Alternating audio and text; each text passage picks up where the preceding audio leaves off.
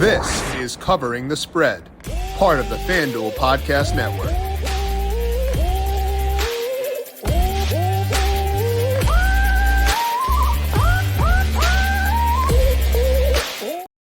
I don't think we could have asked for a much better Sunday football than what we got yesterday. We got a competitive game for Bucks versus Lions, and then to cap things off, Bills, Chiefs living up to the hype. Two of the best games that we've seen those teams play this entire year. And to see another battle between those two very fun teams was a true delight. Had the good game on Saturday too. 49ers Packers, get to watch Lamar Jackson work his magic in the first game. It was an awesome weekend. It sets up for a conference championship round where I like all four teams. I think that all four teams that are here deserve to be here. They played well this entire year. They got good offenses that are fun to watch, some really fun defenses too. So pretty pumped about this weekend's game. What we're due for today is break down both those games, outline what my numbers say about the two matchups, and let you know where I see value for the conference championships over at FanDuel Sportsbook. Welcome on into Covering the Spread. That's right here on the FanDuel Podcast Network and FanDuel Research. My name is Jim Sonis. I am a managing editor of digital media for FanDuel Research, here to preview the conference championships game and championship games, let you know where I see value for this week over at FanDuel Sportsbook. We'll dive in and break down both those games individually here in just 1 second. But first, a reminder to make sure you're subscribed to Covering the Spread wherever you get your podcast. Tomorrow, Ryan Williams will swing by. We'll talk about some futures, talk about the Super Bowl markets, and then break down Super Bowl MVP stuff as well. Get his thoughts on these games this weekend. We got more stuff coming up this weekend with Dr. Ed Feng breaking down the games on Thursday, player props with the JJ Zacharyson on Friday, all right here in the Covering the Spread podcast feed. So make sure you're subscribed wherever you get your podcasts. If you like what you hear, leave us a 5-star rating on Apple Podcasts or Spotify, or a thumbs up on the FanDuel YouTube page. You can also find us over on FanDuel TV Plus.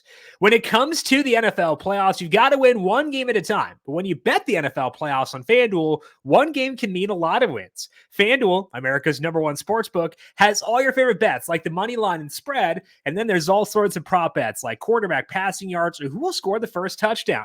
Plus, every day there is an NFL playoff game, FanDuel is giving all customers a no-sweat same-game parlay. That means when you combine all your bets for a chance at a bigger payday, you'll get bonus bets back if your SGP doesn't win. Make every moment more with FanDuel, an official sportsbook partner of the NFL. Must be 21 plus and present in select states. Minimum 3-leg parlay required. Refund issued as non-withdrawable bonus bets, which expire 7 days after receipt. Max refund $5 unless otherwise specified. Restrictions apply. See terms at sportsbook.fanduel.com. FanDuel is offering online sports wagering in Kansas under an agreement with Kansas Star Casino LLC. Gambling problem? Call 1-800-GAMBLER or visit FanDuel.com/RG in Colorado, Iowa, Kentucky, Michigan, New Jersey, Ohio, Pennsylvania, Illinois, Tennessee, Virginia, and Vermont. Call 1-800-NEXT-STEP or text NEXT STEP to 53342 in Arizona, 1-888-789-7777, or visit ccpg.org/chat in Connecticut, 1-800-9-WITH in Indiana, 1-800-522-4700 in Wyoming, Kansas, or visit ksgamblinghealth.com in Kansas, 1-877-770-STOP in Louisiana. Visit MD Gambling Health Oregon, Maryland, 1-800-GAMBLER.net in West Virginia.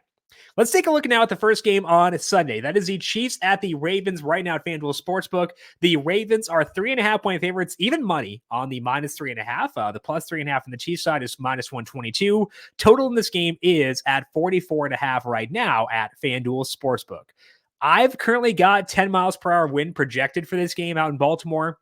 That keeps the total pretty low for me, as do the defenses, frankly. I love both these offenses. They're both very fun to watch, but I think these two passing defenses might be the best in football. I think the Browns would be up there, but like the Chiefs are sneakily at least a top 5 passing defense with where things stand right now. So this is not a disrespect to the offenses as much as it is an appreciation of how good both of these defenses are playing right now. This game does not project like a shootout. I've got it. The total is 44.5 at FanDuel. I've got it at 43.5.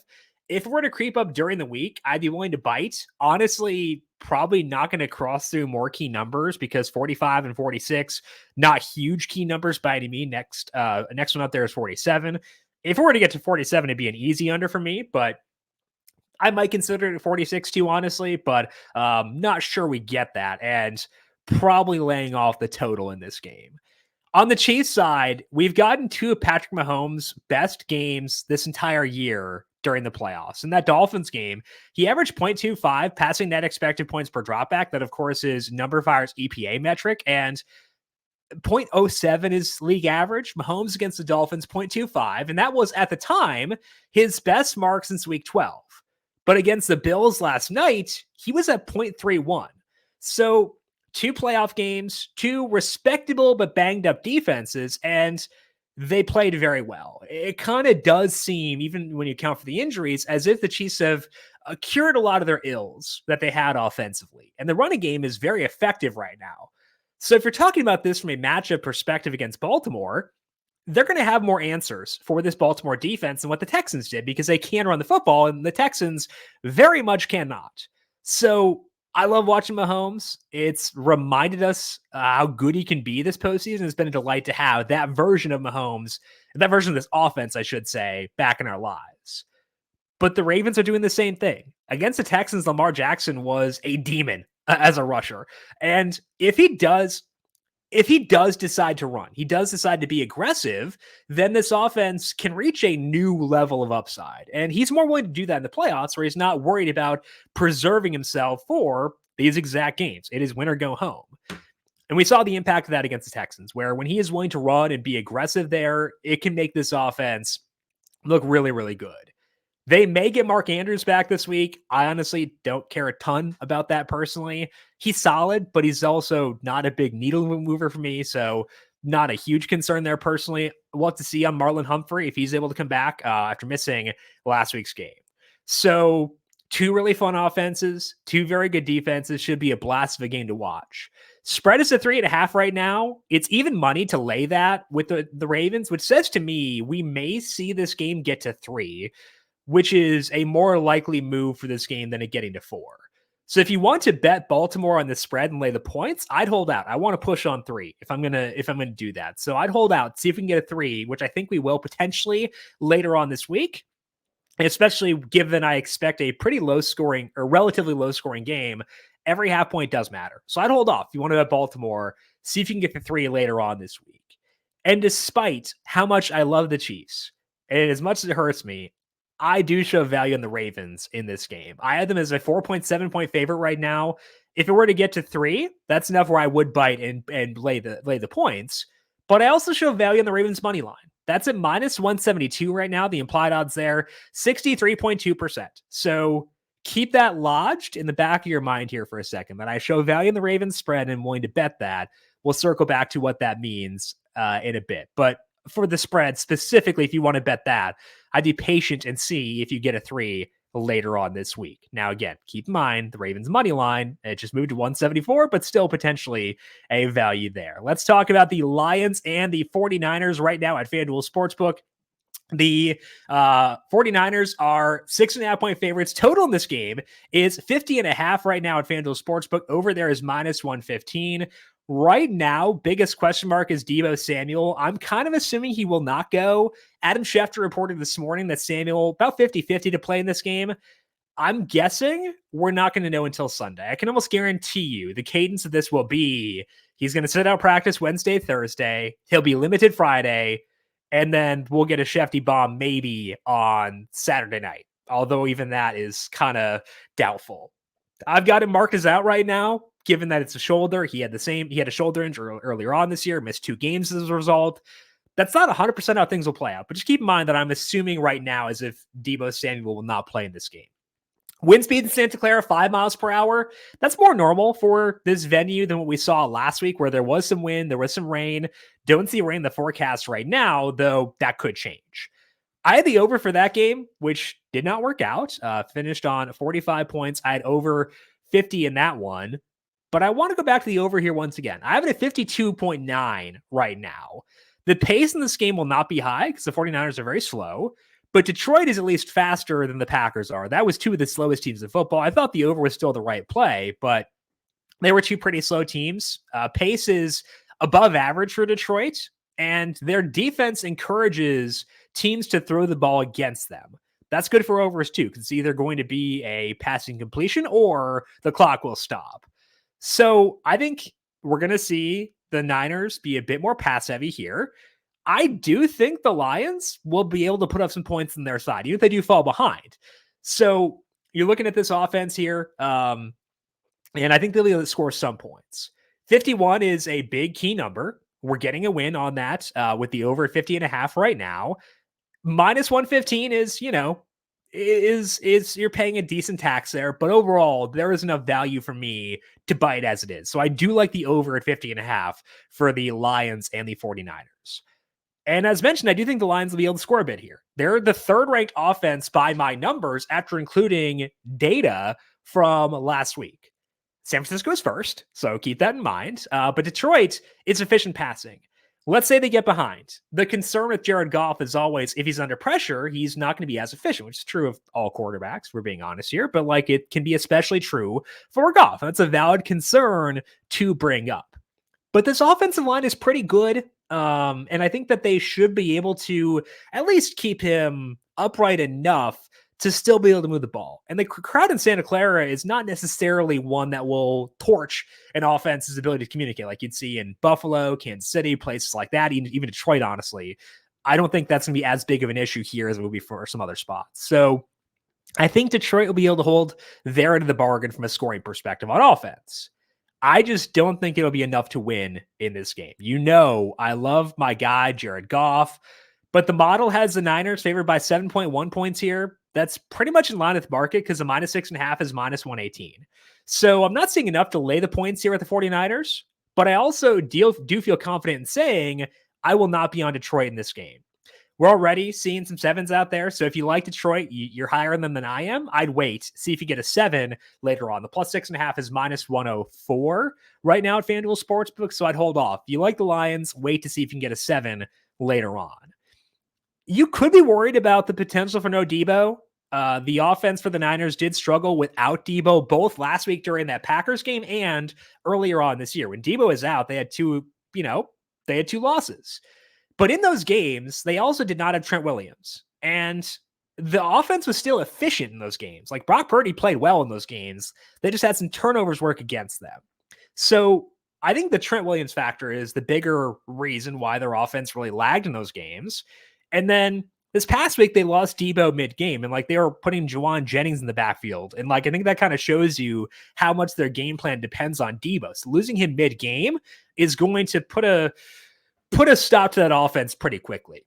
But they still managed to claw their way back and win that game. So I have a downgrade for the Niners in with no Debo because he's a very good player and a very fun player to watch. I just think we need to be careful not to go too far with that downgrade when factoring it in. So I don't see any value on the spread right now with where it stands, but I do show value on the money line. That's at minus 310. Implied odds are 75.6%. I have them around 77%. That's enough to be worth considering. So as we go back to our previous discussion, I showed value on the Ravens money line. It's now minus 174, still enough to show value there. And the Niners money line is minus 310.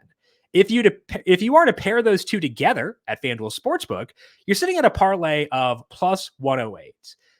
And now I want to be careful here because there are a lot of people who, when they're betting, will pair big favorites together in order to get longer odds. I think that is very flawed because the parlay accounts for assuming the odds are fair. And if the odds are not fair, you're not going to get as big of a boost as you deserve by adding that leg to the parlay. So for me to do this, I want to see value in each of the individual legs because I know I'm not getting as big enough discount to justify doing it otherwise. So I need to show value in both in order to do this. And here, I actually do show value in both. So if you pair them together at FanDuel Sportsbook, as mentioned, you get to plus 108. The implied odds of plus 108 are 48.1%. In my model, I've got them at 51.8% for both those teams to win. That's a little bit less than 4 percentage points of value. That's enough for me to bet it. However, got to keep in mind, this is conference championship week, and there are a lot of different ways to bet things. So you could go with the two money lines together. What you want to make sure you're doing, though, is checking this tab here at FanDuel Sportsbook, because you'll sometimes see a number move and it's reflected in one market, but not reflected in another. So you want to go to the Super Bowl 58. I think that's the Roman numeral number 58. Sure, we'll go with that. You want to make sure you check every market to make sure you're getting the best number. And if you go to FanDuel Sportsbook and check out Super Bowl 58 matchup bets, right now, Ravens versus Niners is plus 110. That's the exact same bet as what we had before, but we're getting it at slightly better odds. That's going to change throughout the week because every small change in the Ravens or the Niners money line will influence that parlay together.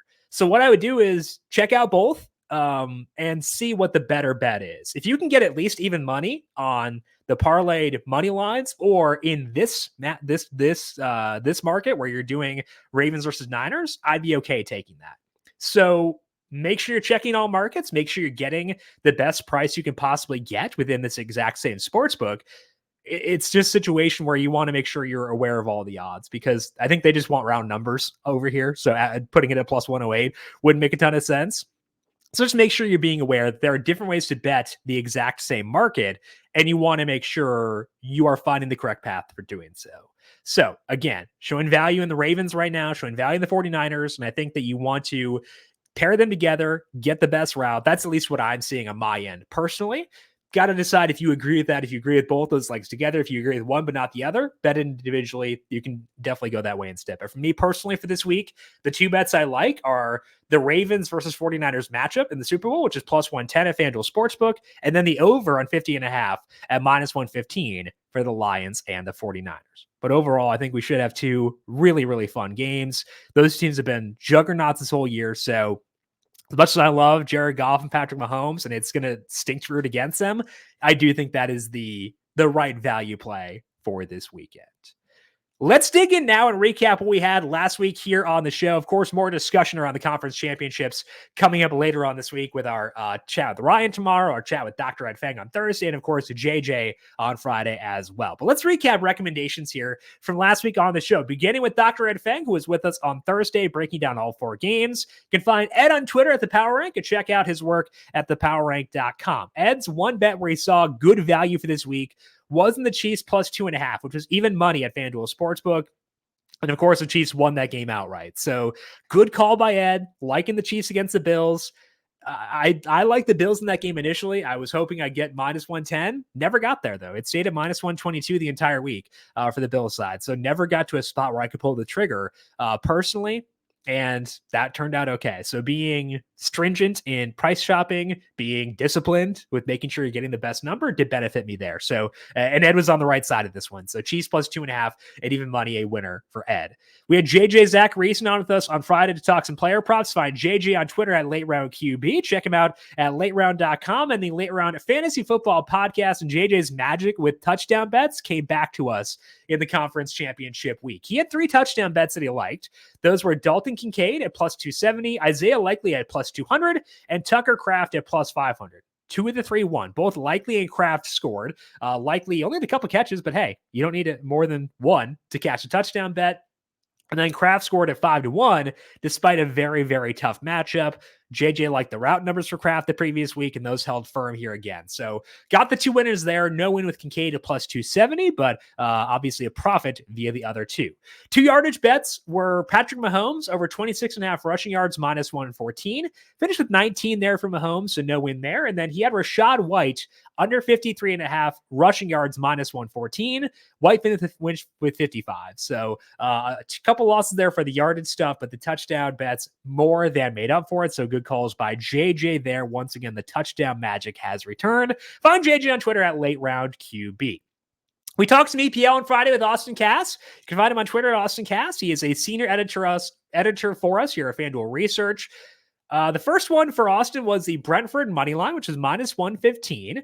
That was a tight match back and forth. Brentford was tied for a long portion of that game and then scored late to get the win at minus 115. So winner there for Austin. Also on Saturday, he had Bukayo Saka at minus 125 to score or assist. And this team went nuts. And at one point, Saka was credited with an assist in this game, but that goal was later ruled to be an own goal. So the assist was reversed. They put up a lot of points, but Saka unfortunately not involved. So couldn't get the winner there. A bit of a tough one to have it be switched to an own goal. They miss out on the score or assist prop there for Saka. Final one was Sheffield United money line at plus 240, and they gave it a run, man. They were I think tied 1-1, and then they went down 2-1. They even equalized it to get it to 2-2, but then couldn't get the winner across. So it was a draw, which means it's a loss because this was a three-way money line where a tie was an option. So couldn't get there plus 240, but hey, they were competitive. Gave it a run for sure. So a good call by Austin, but no win there. So 1-2 week overall for match week 21 for Austin, including last week's recommendations, 4-2. So good calls by Austin across match week 21. We're getting back here on the show again on Friday. 1-1 week for me here on the podcast. I had a couple of totals I like for the Saturday games. Got good movements, but only a 1-1 finish. I had the Texans and Ravens under 45.5 at minus 115. That went down to 43.5 at one point, closed at 44.5, and finished on 44 points. So win there for that one, or might have been 45. No, 44 points. Yeah, 34-10. So 44 points for Ravens, 49 or for Ravens versus Texans. Got the win with that one.